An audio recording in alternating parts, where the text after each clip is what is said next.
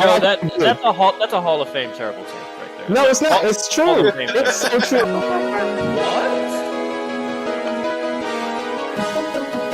Boy just choked. Straight women booty and let the ball go. Say what again? Say what again? I dare you. I double dare you. LeBron James puts up a three. LeBron Won't go. Rebound box. Back out to Allen. His three-pointer. Bang! Irving and Curry. One-on-one. Irving puts it up. It's good. Kyrie Irving from downtown. Oh, yeah, but we'll get to explaining and debating in a second.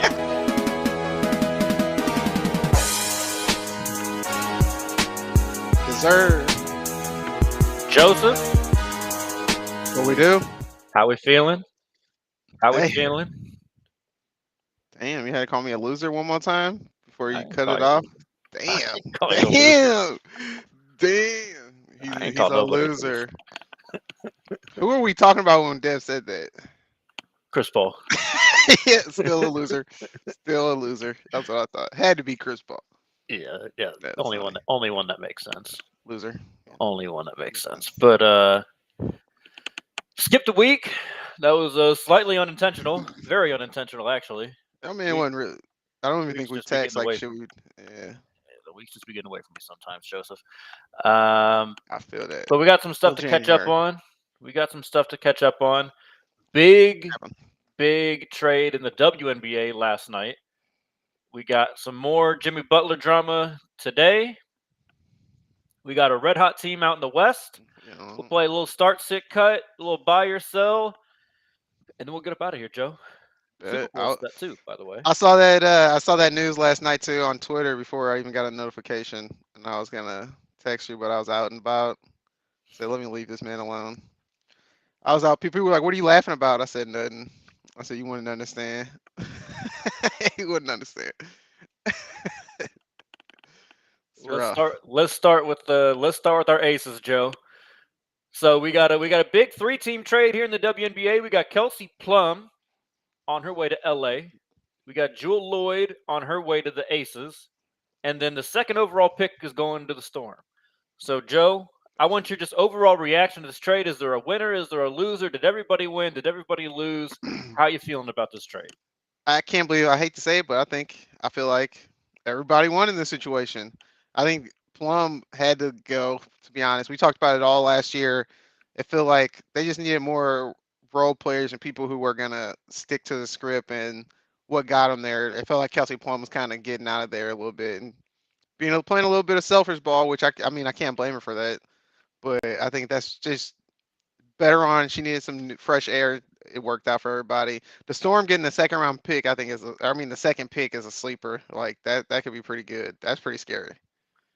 Yeah. I'm not sure who's going to be the second overall pick this year. So I'm not, it's not like last year was a very good draft. That top end of the draft last year was very, very good. So we'll see if it can compare. Yeah, they say, you still got 2 years before the draft is like really, really good again. Yeah. So we'll see. As we're talking about the women, we should also mention just Unrivaled is doing their thing as that has started up. So that's been fun to keep up with. But with regards to this trade, yeah, Joe, I'm kind of torn on this one. I think the team that I feel best about in this trade is the Sparks. I think the fit of Kelsey Plum with them is the easiest one. They need another guard out there that can go get a bucket, right? Rakea Jackson was very good last year. Cameron Brink looked good while she was healthy. But they kind of need that bona fide bucket getter, right? The very consistent. Rakea may develop into that as well.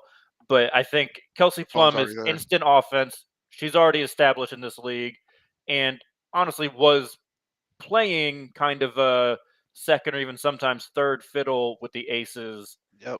Just because of who was all on that team. So I think that's a really good fit there. Jewel Lloyd to the Aces, I like.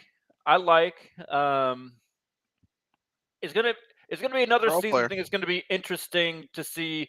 We'll see. I don't know that you can really call her much of a role player. I mean, that's another star power in the league. True. I think not as reliant on shot creation and getting shots up as Kelsey Plum, so I do think she fits better with the Aces than Kelsey was at this stage of her career. But I kind of want to see. I want to see it on the court a little bit. I want to see it on the court, see how she truly fits in with Asia. Is Chelsea Gray going to be back? Like all of these kind of different other questions that need to be answered first. I feel really solidified, in my opinion, good about Plum to the Sparks. We got to see who the second overall pick is. So as of now, I feel best about LA. I can't hate that. You don't care about the Storm pick. I gotta see who it is.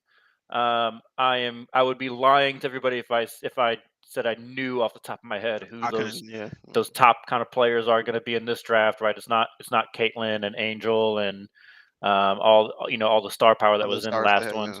So once we get a little closer, I'll do my research. And kind of get up to date. But as of right now, not ready to say that was the perfect move. I do think it makes sense for the Storm to try and infuse some youth in there. So I think like that aspect of it makes sense. It's just, is that pick going to be the kind of star that they need? But let's move to the NBA now, Joe. I promise you, I am as tired as everybody else is about talking about this. This just keeps hurting my heart that this breakup is taking this long and is as ugly as it is getting.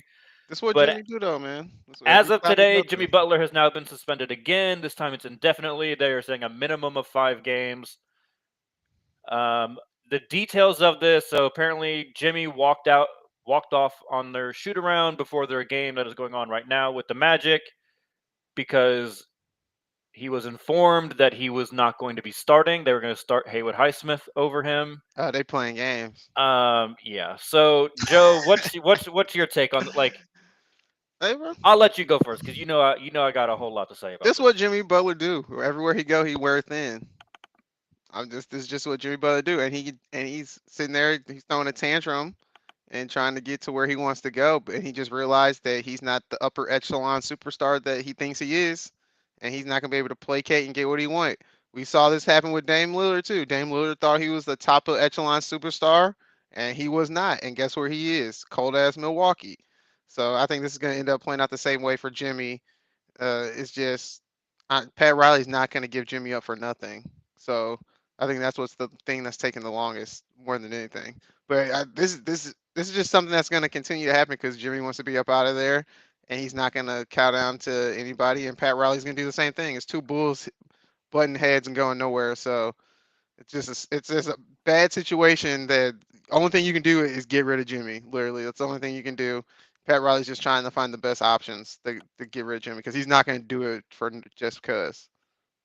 Yeah, Pat's not going to just placate to Jimmy and just say, okay, fine, you're throwing a fit. Let me just do whatever you want to do. Like, he's not going to do that.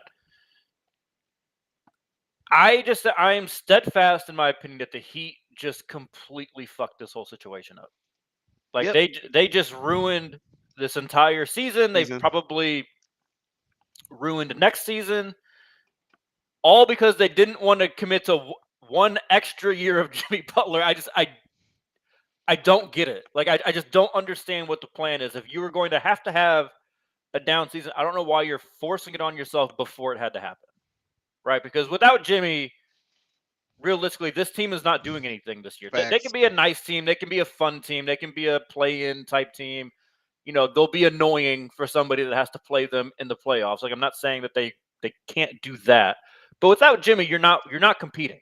Not at all. You're not competing, right? So at the end of the day, you're going to have to give up a season at some point when the Jimmy Butler experiment ends. I would do it on the back end. I would get the last year or two out of it before you feel, and then you can try and move them to another contender or something to get to restock on some picks or something. Everybody's not LeBron though. Man, 30 gonna be 37. I mean, sure, but I'm just saying right now he's still very good.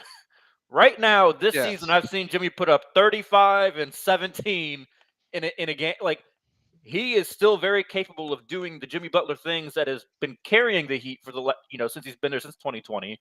So I don't understand why we're quibbling over $2 million the next 2 years, and then just that one more year on the end of his contract. For what?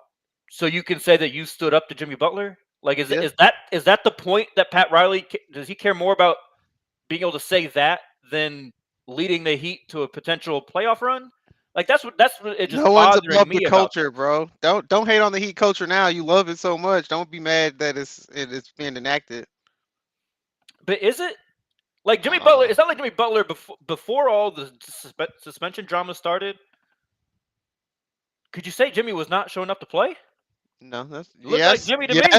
Yes. No, not before the drama. The last full game he played before he got suspended was 35 and 17. Okay, I'm talking about the last 4 years. He is not reliable in the regular season. He plays when he wants to play. No one else on the Heat should be paid because they're all just as unreliable as he is. Yeah, that's fair. You don't have a good team. I mean, won the finals in the last 4 years. So I mean, because of Jimmy, pretty good. Yeah, exactly. And the coach, so and Eric Spoelstra. Hey man, sometimes you gotta cut bait. Yeah, and sometimes you Everybody don't. You just do anyways. So that's my whole thing with the Heat. Like we were kind of talking about before. You're gonna start Haywood Highsmith over him. Yeah, that's like really. Come on now. That's what we're doing. That's messed up. Yeah, that's ridiculous. Yeah, that's ridiculous. You're doing that on purpose. You're doing that because you knew he would have a reaction. You would have another excuse to just suspend him. Yep, exactly. Just pay him to go away then. If you're gonna come on now. They're not gonna buy him out.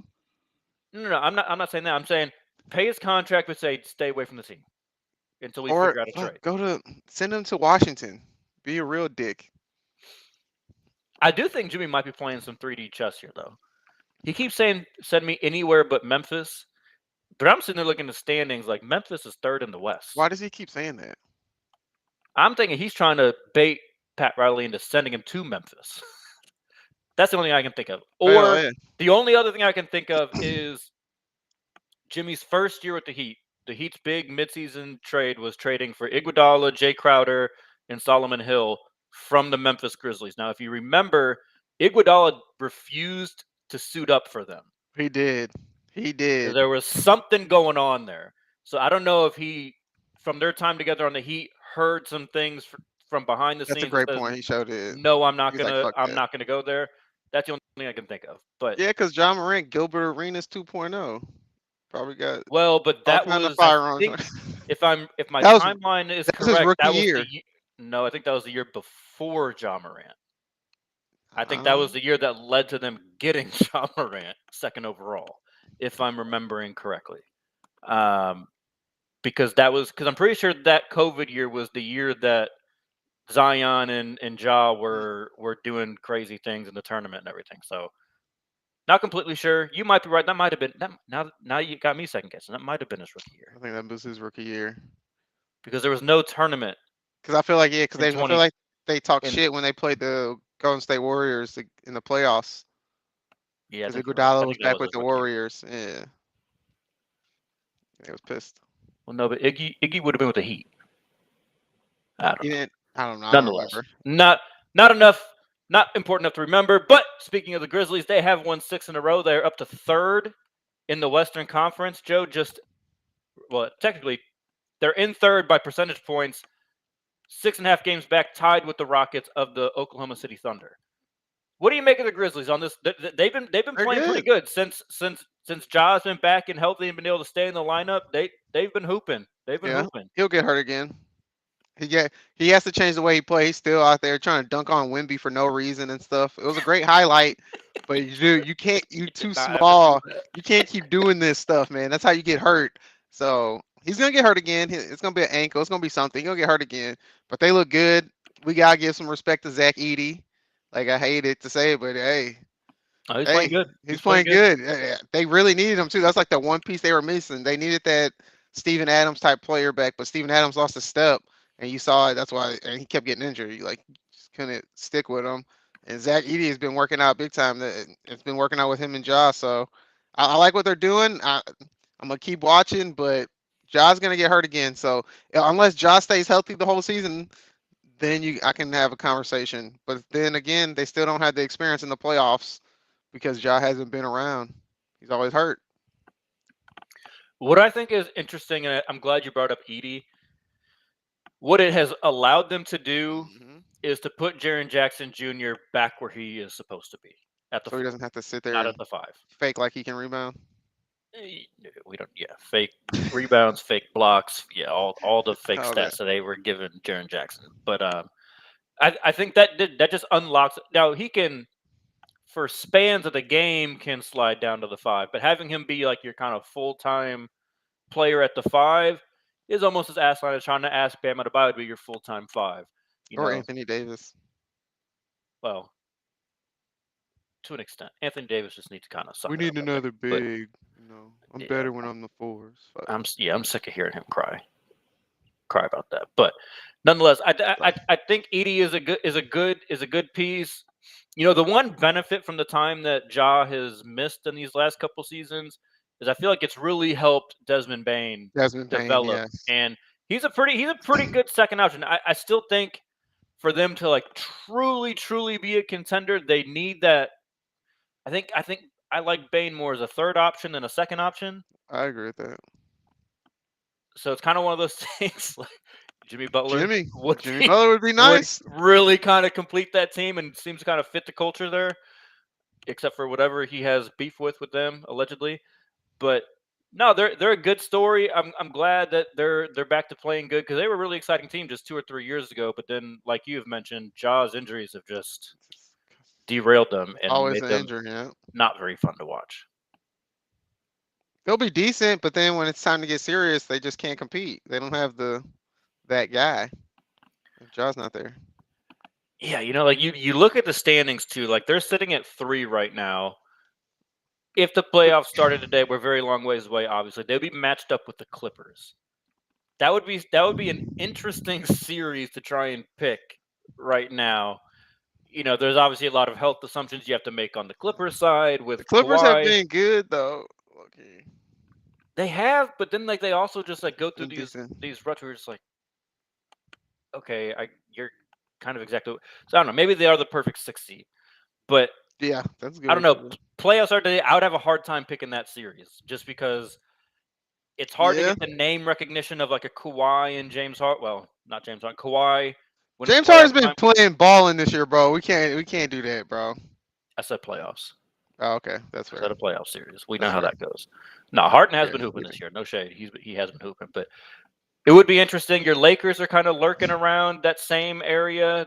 They are tied in terms of games back with the Lakers, or I'm sorry, with the Clippers. So yeah, I mean, it's just there's some interesting teams right around there that the Grizzlies may have to play, but nonetheless, happy they're doing well. But I want to do a little start sit cut. Just one this time. This is gonna be tough. And we're gonna call it the Jimmy Butler trade edition. We're gonna talk about a lot of the pieces that are kind of floating around here. One, you got Tyler Hero, who will remain on the Miami Heat. Talk about Jimmy Butler more than the fucking Cowboys. Zach LaVine, now that the Bulls are apparently trying to get their name in the mix of this trade. And then of course Bradley Beal, the piece that has to leave Phoenix to complete the trade for Jimmy. So start, sit, cut based off of how you think they're doing right now, and then how you think they're going to kind of finish this season. Starts to cut. Hero, LaVine, Beal. What you got? I'm starting Beal because I've seen him when he's had the opportunity to be the number 1 guy, put up 30 plus and be able to take his team to the playoffs. Now I'm saying that he's not going to get you to the promised land by himself, but I don't even think any of these guys are if they're the number 1 option. So I'm gonna start Beal. I'm gonna go ahead and I'm gonna sit Hero. I think I've seen Hero. I think he can do what he can do. I think he's a really good offensive player. He's coming around. He's getting better and better. I just don't know him being the number 1 option. It's kind of tough for me to see. And then you already know how I feel about Zach LaVine. I'm cutting him. I don't think he does anything to provide towards winning. He just cares about his own stats. And you see it everywhere he goes. It looks nice. His stats look nice, but his team don't win. That's not a real point guard. He's a shooting guard, acting as a point guard. Well, I don't even know if he's a shooting guard. I guess you consider him a shooting guard. I don't think he. Exactly. That's all he cares about is getting his shot up. You know how I feel about LaVine. I don't think he contributes to winning at all, so I'm cutting him quick. Yeah, this one's tough for me because of the leap that Hero has taken this year. while he's trying to be the number one option on the Heat. And it's just kind of hard because, like you said, last time we saw Beal as the number one option, he was still him. You know, he was still out there getting buckets. So I think I'm not going to have to. I don't disagree with you at all, Joe. This rarely happens. I'm smart. This rarely happens. Good on you for having a good day. That's what I do. Yeah, I'm gonna start Beal, sit Hero, and I'm cutting Levine. What's interesting is Levine was also, I believe, the trade piece that sent Jimmy Butler to the Timberwolves. So it'd be interesting if he's involved in this mess again. But yeah, I think for a lot of the reasons you said, Joe, just I think the peak that we've seen from Beal is just higher than anyone else. I've seen Beal put up 40 in the playoffs before. We've seen him average 30 for an entire season not that long ago. He can play make when he's asked to play make. Exactly. It's gotten pretty close to me with Beal and Hero, and that's probably not great for our boy Beal, but still all three entertaining players for sure. For sure. And two of the three I think can actually help you win. But from start, sit, cut, we'll go to buy or sell, Joe. Buy or sell, the 76ers should just blow up the team. When I say blow up the team, I mean trade Joel Embiid, trade Paul George. And you're obviously keeping Maxey because he's still young. Oh, absolutely. That's what I was going to say. You got to build around Maxey.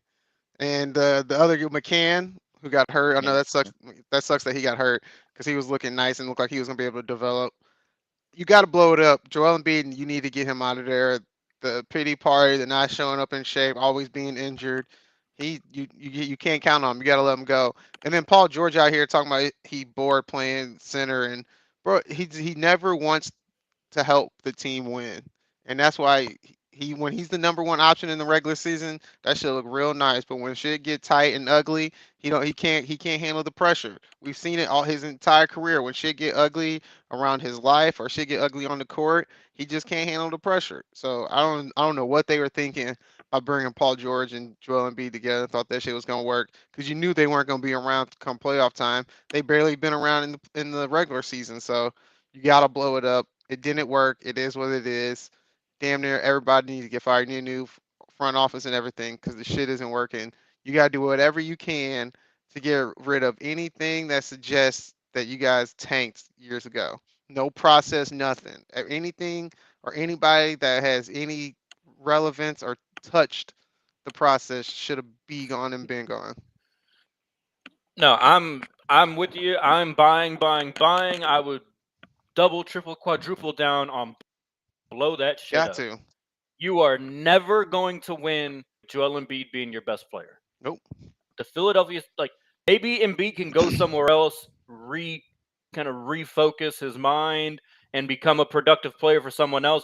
But as long as he's in that building, I do not see him doing that. He is zero accountability. Look, some of the injuries, it's just unfortunate, right? That especially with how young he had the injuries. But in terms of, like you said, there is zero accountability from Joel Embiid. He needs a Jimmy Butler on his team, or I would have thought even Kyle Lowry could have maybe held him accountable. He got rid of Jimmy Butler. Embiid did not want to get rid of Jimmy Butler. That's very clear. They like each other a whole lot. But I am not putting a bunch of young guys around a guy like that does not hold himself accountable. We heard the reports, I think it was either earlier this year or last season. It was this year. Tyrese Maxey having to hold him accountable for missing too many meetings, showing up late. You cannot have that shit from your best fucking player. There's no way. You've got two very promising guards in Tyrese Maxey and Jared McCain. Build around them, blow it the fuck up, get as many pieces as you can, see if some trash organization like Washington will throw in an Alex Sarr or something like that, because all Washington knows how to do is make some fucking mistakes. See if you can go find some other young players and draft picks, get those two out of there. I mean, Paul George, I mean, you might get cash considerations in the second round pick for him. Like, I don't know who's given up anything meaningful to get Paul George at this point. But yeah, those two get him out. Does he bring his podcast with him? Of course. If you get the rights to that, that might add a little bit of money. Podcast. I mean, I don't know. That's what he is at this point. Maybe I'm being too harsh on Paul George. Maybe there's a team like Detroit that would want to try. I don't know. I wouldn't want to put him Detroit, I would not have a young team like that and throw Paul George in there. Like, yeah, we're about to try to make a playoff run. Yeah, my thing with Paul George is I don't know that I see necessarily the same lack of accountability as Joel Embiid. If I would not take a Joel Embiid if I was like a Detroit, I would not mix him in with all that shit. But for some, the Magic. See, I don't know. The I'm bored thing pisses me off, though. I'm not gonna lie to you. The I'm bored out there when I ask about playing center. Paul. First of all, that's a lie. That's not how basketball works anymore. He act like he's sitting there playing the 5, like he's sitting there posting up on offense. You're not doing that. You're not out there being some goddamn rim protector. No, okay? he's not. They're trying to spread the fucking floor. It's you miss me with all that bullshit. So, so ridiculous. No. Send them both to Washington. They'll fit perfectly in right there. I would take Kyle Kuzma over having both of those. Send them to Canada. Fuck that. Get them out of here. Send their asses to Toronto. I mean, yeah. And like you said, Joe, anybody that touched the process, get them out of the organization. Yeah. Get them out. That's a shit stain you can't get rid of, bro. Just throw that underwear away, bro. And honestly, I'd probably even get rid of Daryl Morey at this point too, because you co-signed the latest from James Harden and all. Yeah, you get. Yeah. Then you went to Paul George. Yeah, you're right. Yeah, dog, you out of here. Get him out of there. Get him out of there. Blow it up. Start over. You got some good young pieces. You got lucky in the drafting, so build around them. Next up, Joe, buy or sell. Warriors are cooked. They're cooked. Terrible. What I see a stat today, I'm buying it. They're cooked. I saw a stat today. What? They're 1-20 when they're trailing in the third quarter. That means you're a bad team. When I watched them on national TV the other day, I said, "Who the fuck is this on the court?" When they took Steph Curry, they had Wiggins, Draymond, and 3 random niggas out there, and I was like, "Oh, it's bad. This is bad. They got a G League team out here. They doing Steph Curry so wrong, bro." And all I keep hearing is LeBron and Steph Curry friendship has grown and all this blah blah blah. They both in hell. Steph Curry and LeBron both in hell. They with 2 organizations that don't know how to build around them anymore. You got one team that puts a whole bunch of old people around an old motherfucker, and then you got another team that has an older person, and they trying to develop young talent, but they keep busting on the young talent, or they just don't know how to develop young talent. So the Warriors are cooked. Lakers actually been looking all right. Yeah, they cool. Lakers been looking all right. Cool. They cool. They look a hell of a lot better than the Warriors look right now. No, yeah, the Warriors are cooked. They're bad. They're real bad. It's Steph Curry. If Steph Curry not making the shots, who else is making it? And shit, sometimes when he makes it, it still don't even matter. Not enough. Not enough. I'm gonna sell this. I'm not gonna overreact to the rut that they're in right now, but they're getting real close. No, it's bad. They're getting real close to just stick a fork in them. They're done. I'm not gonna say all that. You know what? Really, I hate to say this because I don't. Where's the Steve Kerr slander? I don't. I'm just saying. You see the lineups that he's putting out there. I know you see the lineups he's putting out there. I'm just saying. But what seems like a really weird inflection point because he shouldn't be that much of a factor. That trade for Dennis Schroeder just seemed to fuck everything up. I knew it would. Like they had been playing well. Like they had such a good start to the season, and all of a sudden it was like they made that little trade. And I think you and I both talked about it. We're like, I don't really see why they did it. It's like I don't necessarily hate it. They're that pressed. It was like why?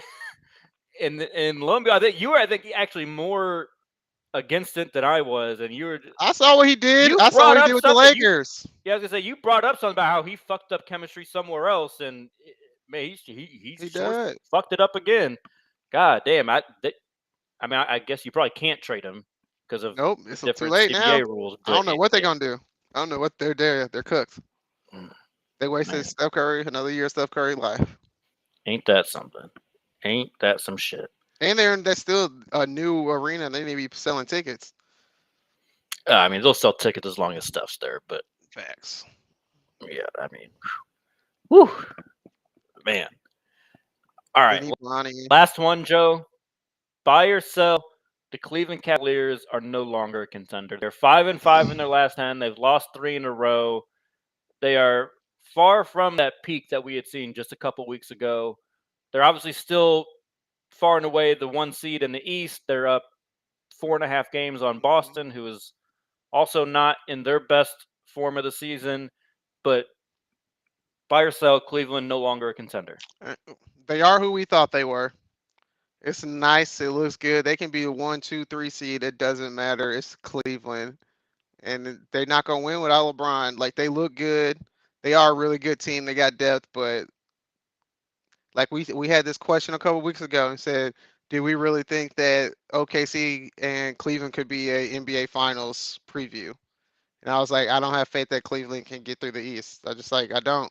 They haven't proven it before. Donovan Mitchell has looked good. Darius Garland has looked good. Those guys have looked really good. They got a lot of depth, but I'm not buying it. We've heard this before. We say this every year about a team in the East or the West, a team that surprises people. They get up being one of the top seeds, and then the playoffs come around and say, "Welcome to the real life." And it's time to play more serious games now too. So I wouldn't be surprised if they start losing games and the Celtics start winning games. This it's the serious part now. It's less than 42 games left in the season. It's time to get serious. All-Star break coming up, so I wouldn't be surprised if they start losing. I just never really thought they were a contender, so I guess I'm buying it. I'm gonna sell it. I'm gonna sell it. I'm gonna sell it. You don't even believe that yourself. I don't think they're gonna win. No. But to me, a contender is somebody that could. If I think they could at least make it to like the conference finals, they got to be a contender, right? Because that gets them just too close to the finals. And I just look at the East. I don't know, Cleveland and Boston. Yeah, I considerably think that Boston would beat them. Cleveland and New York, I could see them beating New York. I'm not that high on the Knicks. Yeah, yeah. What about Cat? Yes, sir. You know how I feel about Cat. Yes, sir. Cleveland and Milwaukee. I think Cleveland's actually a really good matchup I think it's a good matchup for Cleveland against Milwaukee with having both Mobley and Jared Allen. So yeah, that's fair. It wouldn't surprise me. And then everyone else in the East, not really any other real threats. Not if there's no Jimmy Butler. I know, it's just bullshit, bro. I mean, maybe the Magic with Paulo coming back. But even then, Mo Wagner's out the rest of the year with the ACL injury. So you just ignored the Pistons? I like the Pistons. They look good. You know what pisses me off about the Pistons, Joe? Last season, before the season started, I had them as one of my play-in teams. And then they looked so damn bad that they were like going to be the worst team in the entire NBA. I'm finally seeing the team that I expected to play last year with Cade and Ivy and Duran and Isaiah Stewart, all these young pieces that were finally coming together. I was like, y'all make me look like a jackass for a year before you could start doing this. They also had a coach that wasn't trying to coach. I mean, he was the highest paid coach in the league. Yeah, but I mean, his wife was going through cancer treatment and shit. They was paying his. Yeah, like it was a crazy. Wait. So now you care about this shit? What are you talking about? When I brought up at the beginning of the year that Jimmy Butler was missing games in the regular season because his dad was dying. No, that's not what I was saying. No excuse. It's not an excuse. That's not what I'm saying. I'm saying it was a dumb organizational hire to hire somebody and say, yes, well, you can leave and do what you got to do to help take care of your wife and we'll help pay for it and all that. When you got a young team, why would you get a coach that has other priorities that are number one besides the team if you got a young ass team? That's what I was trying to say. Whatever. Don't nobody care about what you got going on in your life when you get on that court. When you touch that court, don't nobody care. You're not wrong. All right, Joe, you know how we end the show. We choose love. We choose violence. What you got? I'm choosing love. I hate to do it, bro. Wow. Shout out to the Chiefs. Pat Mahomes, bro. They saved us. We got a black Super Bowl again. Josh Allen messed it up. We could have had light skin versus dark skin in the AFC, but he messed it up. But at least we got a black Super Bowl. So shout out Pat Mahomes and the refs. Y'all got it done again. I'm going to find a way to put this man up there. It was nice. It was pretty. Now, Jalen Hurts will win. That'd be nice too, though. Light skins, we need a dub since the Drake situation. So shout out to Pat Mahomes and Jalen Hurts. Just saying, we trying to get back up there. But we gonna need it because Kendrick Lamar gonna push us down at the halftime show. So we gotta do something.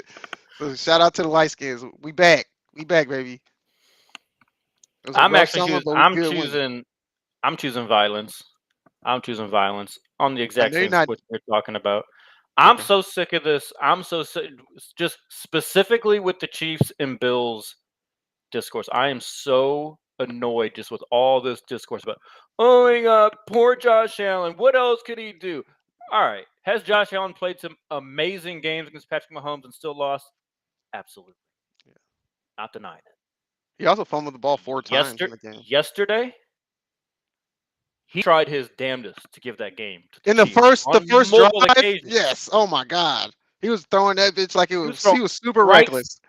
to Casey. Yeah, the old Josh Allen came back yesterday. Yes, he did. This entire Josh Allen, this entire year, where he just was being super careful with the ball. It was like, damn, like they are really hard to beat when he's like not a reckless jackass for half a game. Facts. And then all of a sudden, we get that first drive of the game. Boom. He throws a strike to a KC defender. He takes one play off. Boom. Throws another strike to KC defender. I'm like, okay. Then we're on a 4th down, push. We're just going to reach the ball out like we're crossing the goal line. Fumbles. They luckily recover. He's trying on a 2-point conversion. He's trying to dive in and then decides to try and lateral it at the last second. He was doing all the reckless shit again. Mm-hmm. All of it again. Then people want to come out, well, what about the refs? That 4th down, they actually converted it. Okay, it was close. After looking at it from all these different angles, I think he might have got it. There's no way in hell you're reversing the call, whichever way it was from what it was on the field, though. There's no way you're doing that.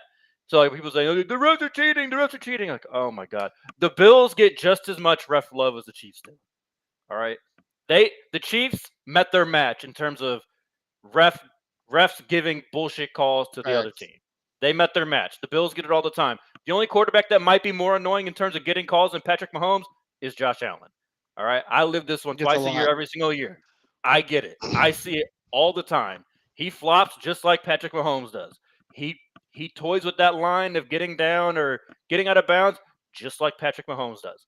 I am so tired of the Bills being this like victim that everybody wants to rally around and try and support. The NFL changed the goddamn overtime rules for the fucking Bills because they lost at that 13-second game. Okay, I'm so tired of all of the excuses and pandering to Bills Mafia. Great way. They're a really good team. Not denying it. They kick my Dolphins' ass twice a year, every single year right now. I get it, but goddamn, like it's okay. They lost. You know how many teams lost to Brady? Facts. A lot of teams did. It happened. Get over it. That 2-minute drill was terrible. That was terrible. First of all, why are you calling a toss play on 2nd down? They call it a toss play. I'm like, oh yeah, this is dumb. I'm like, what are y'all doing? You got a 2-minute drill. I get it. You can run the ball. You can run the ball well. That is not the time to do a toss play. Just got blown up. I was like, this is dumb. And then they did the QB draw or the QB power. They're dumb. Dumb. There was so many dumb plays. I am so tired of their shit. Oh my God. Like everyone just acts like they're like this victim. They feel so bad for them. Like they didn't get to play the games too.